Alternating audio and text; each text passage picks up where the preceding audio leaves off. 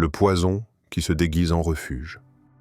Bienvenue sur Esprit profond, là où chaque mot est une porte vers ton monde intérieur, et chaque silence, une invitation à te retrouver. Aujourd'hui, nous allons parler de ce combat que personne ne voit, mais que presque tout le monde mène. Le combat contre la dépendance. Pas seulement la dépendance à une substance, mais celle à une émotion, une personne, une habitude, un schéma répétitif. Toute forme de dépendance est mauvaise, peu importe qu'elle favorise ou détruise la santé. Si tu regardes cette vidéo, ce n'est pas un hasard. C'est peut-être qu'une part de toi a compris, qu'elle en a assez de céder à ce qui la ronge, assez de remplir un vide qui ne demande pas à être rempli, mais à être compris. Dans quelques minutes, tu ne regarderas plus jamais la dépendance comme avant. Et surtout, elle ne gagnera plus. Bienvenue dans ton réveil. Bienvenue sur Esprit profond. Le mythe de Prométhée moderne. Imagine une silhouette dressée sur une montagne nue. Ses poignets sont enchaînés à une pierre qu'elle ne voit plus. Chaque jour, elle se débat. Chaque nuit, elle espère. Mais ce qu'elle a volé, ce qu'elle a osé désirer, lui coûte une éternité d'oubli. Cette image, ce n'est pas qu'une légende. C'est un miroir. Le mythe de Prométhée n'est pas un vieux conte grec.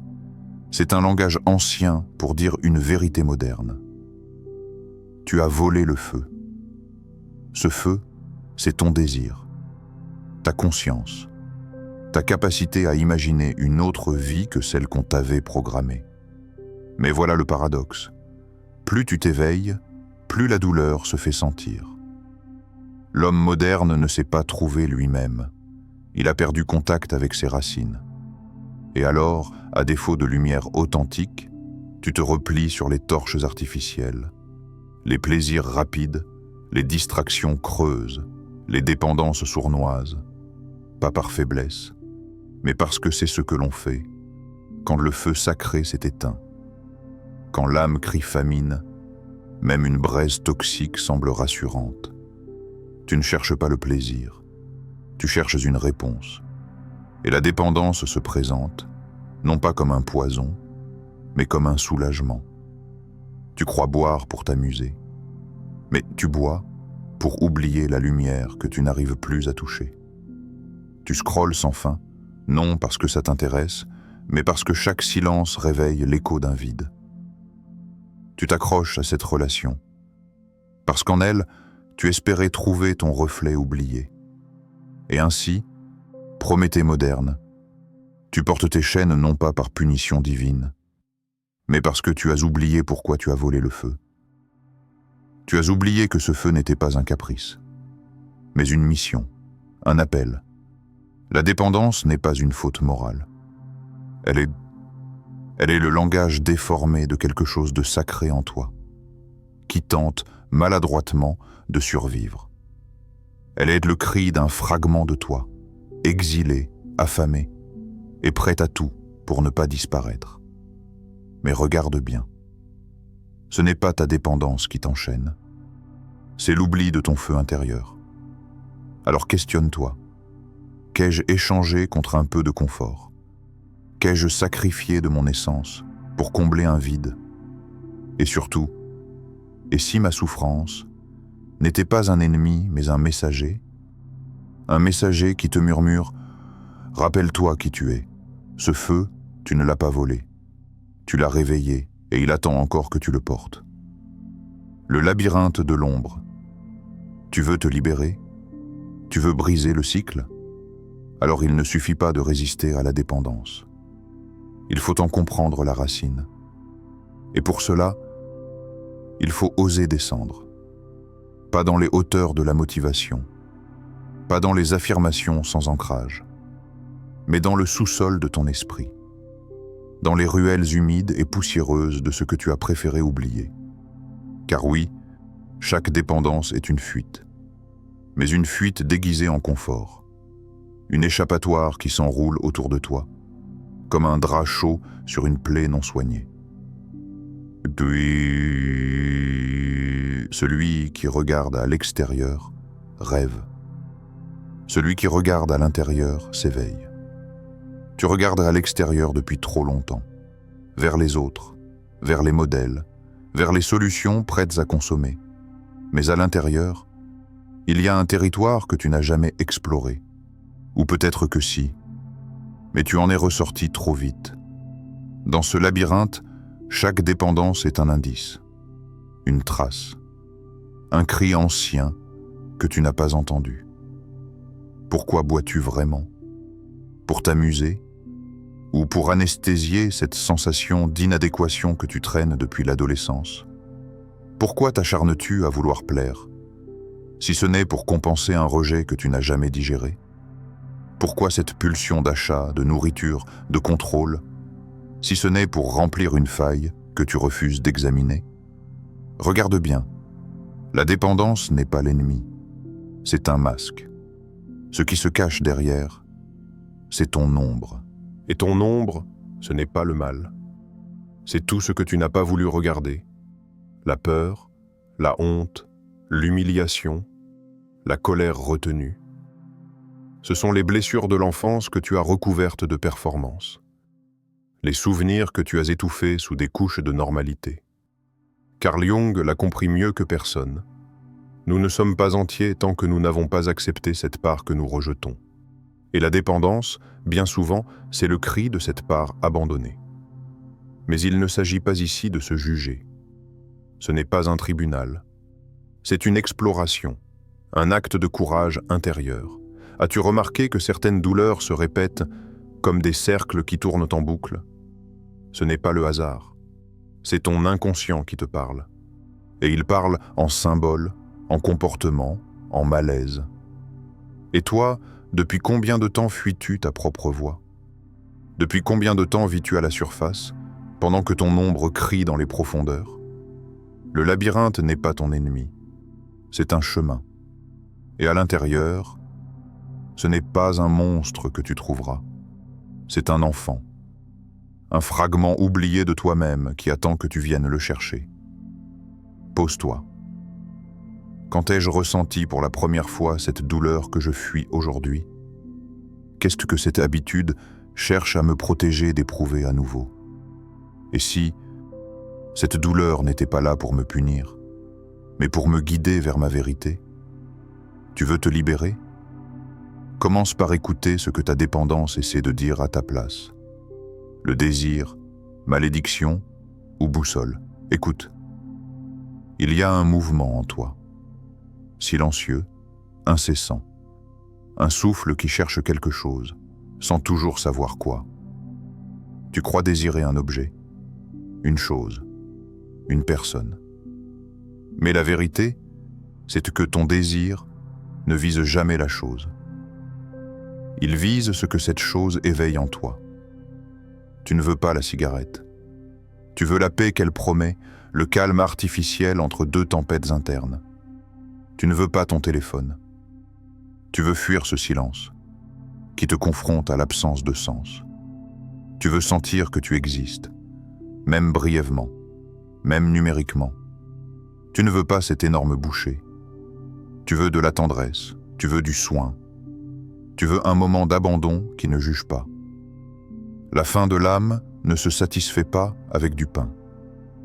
Et si tu t'arrêtais un instant, juste là, et que tu écoutes ton désir, non comme une obsession à faire taire, mais comme un langage ancien à traduire, tu comprendrais qu'il n'est ni un ennemi, ni une malédiction, mais une boussole, désorientée, parfois, mais toujours sincère. Exercice mental. Ferme les yeux, prends une habitude qui te suit, un comportement que tu répètes sans même y penser. Et demande-toi, qu'est-ce que j'essaie vraiment d'atteindre à travers cette habitude? Pas en surface, mais en profondeur. Par exemple, si tu ressens le besoin de contrôler, peut-être cherches-tu à ne plus jamais être prise au dépourvu comme autrefois. Si tu cherches sans cesse l'approbation, peut-être qu'on t'a appris que ton existence devait être méritée. Ces désirs ne sont pas honteux. Ils sont humains. Et s'ils deviennent destructeurs, c'est seulement parce qu'on les dirige vers des réponses trop petites pour eux. Tu ne peux pas nourrir une soif d'infini avec une gorgée de distraction, mais tu peux l'écouter et lui offrir mieux. Une réponse plus large, plus noble, plus digne de toi. Et là, pose-toi cette question.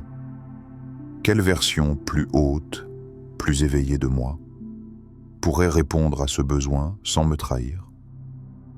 Si tu veux de la paix, pourquoi ne pas l'inventer? La créer à travers un moment de silence réel, un souffle, un mot que tu te murmures avec douceur. Si tu veux te sentir exister, et si tu écrivais, et si tu créais, et si tu donnais au monde ce que tu cherches à recevoir. Ton désir n'est pas là pour te punir. Il est là pour t'orienter. Il parle une langue oubliée, mais tu peux réapprendre à l'écouter. Ne le combats pas, écoutez-le. Il te parle de ce que ton âme réclame, pas pour fuir le monde, mais pour y prendre enfin racine. L'acte de rébellion, silencieuse. Tu crois que résister, c'est frapper, c'est s'opposer, s'indigner, hurler contre ce qui te contrôle. Mais non, la vraie rébellion ne fait pas de bruit, elle ne demande pas d'autorisation, elle ne cherche pas à convaincre, elle choisit. Et ce choix, c'est toi. Tu n'as pas besoin de casser tes chaînes pour être libre. Tu as juste à ne plus les entretenir. Chaque fois que tu dis non, même intérieurement, à ce qui t'abîme, tu te reconstruis. Chaque fois que tu choisis de rester, avec l'inconfort, avec la sensation de vide, avec l'envie qui tremble, tu n'es pas en train de perdre. Tu es en train de renaître. Le privilège d'une vie, c'est de devenir qui l'on est vraiment. Et qui es-tu vraiment? Pas ce que les autres ont projeté sur toi, pas ce que ton passé a sculpté sous la pression, mais ce que tu es quand tu n'as plus besoin de te fuir. Tu veux un acte révolutionnaire? Assieds-toi. Respire. Et dis-toi avec une clarté tranquille, aujourd'hui, je me choisis. Pas demain, pas quand ce sera facile, maintenant. Tu n'as pas à hurler ton changement. Tu n'as même pas à l'expliquer. Résister, c'est refuser de t'abandonner, même quand personne ne regarde. C'est remplacer le besoin de fuite par un regard droit, un regard qui ne cède plus. Tu penses peut-être que tu dois devenir plus fort, mais ce que tu dois devenir, c'est plus vrai, moins dispersé, moins compromis. Et ça commence par de petits choix, apparemment anodins, mais intérieurement. Ne pas répondre à l'appel de l'habitude, c'est déjà répondre à l'appel de ton feu intérieur. Affirmation. Je n'ai plus besoin de m'abandonner pour me sentir exister. Je suis présent. Je suis capable. Je suis suffisant. Je deviens le maître de mes choix, le gardien de mon feu intérieur. Cette affirmation n'est pas une formule magique. C'est un marteau discret. Un outil que tu tiens à la main et qui, chaque jour, te sculpte. Sculpture invisible, mais irréversible. Et la rébellion n'a pas besoin d'un drapeau. Elle a juste besoin d'un seul pas, fait dans la bonne direction, et répété avec constance. La renaissance, une habitude sacrée. Un jour, tu te lèves et il y a quelque chose de différent. Ce n'est pas une révélation tonitruante. Ce n'est pas un miracle. Mais quelque chose a basculé. Pas autour de toi. En toi. Ce que tu cherchais hier avec fébrilité, tu n'en ressens plus le besoin. Ce qui te tirait dans le vide n'a plus le même pouvoir. Tu n'as pas combattu. Tu as choisi. Tu n'as pas écrasé ton ombre. Tu lui as donné un nom, un regard, une place. Et sans que personne ne le voie, tu es devenu autre. Pas parfait, mais éveillé. Tu ne cours plus après ce qui te vide. Tu avances. Tu crées des gestes simples, mais profonds, Tu bois ton thé avec conscience. Tu marches en sentant ton souffle. Tu écris non pour publier, mais pour te comprendre. Tu vis. Et cela suffit. Nous ne devenons pas éclairés en imaginant des figures de lumière, mais en rendant l'ombre consciente. Il n'y a plus de combat. Juste un retour, un ancrage. La dépendance a laissé place à un engagement. Celui de te retrouver chaque jour, un peu plus. Et pour cela, tu n'as pas besoin de force brute. Tu as besoin d'habitudes sacrées. Ces habitudes ne sont pas des obligations. Ce sont des offrandes. Des rendez-vous silencieux avec ton esprit. Écris. Pas pour briller, mais pour déposer. Ce qui t'oppresse, ce qui t'élève, ce que tu ne comprends pas encore. Médite. Pas pour ne plus penser, mais pour ne plus fuir. Respire. Pas pour remplir tes poumons, mais pour te rappeler que tu es en vie. Visualiser. Pas pour forcer le destin, mais pour donner une direction à ton feu intérieur. Car le véritable changement n'est pas spectaculaire. Il est invisible et constant. Il ne fait pas de bruit, mais il transforme tout. Il est comme la graine que tu plantes aujourd'hui, et qui, sans que tu t'en aperçoives, déchire la terre en silence. Et toi, tu es ce jardinier, pas toujours certain, mais toujours là, présent, engagé. Tu sais désormais que ton esprit est un sol, et chaque pensée, chaque rituel, chaque refus du vide est une semence. Alors tu n'attends plus l'inspiration, tu la cultives. Tu ne cherches plus la paix à l'extérieur, tu la plantes en toi, chaque matin, chaque soir, dans ces petits gestes qui, répétés, deviennent sacrés. Et à force de les répéter, la renaissance n'est plus un événement. Elle devient une façon d'habiter le monde. Le retour du héros. Tu n'es pas ici pour simplement survivre.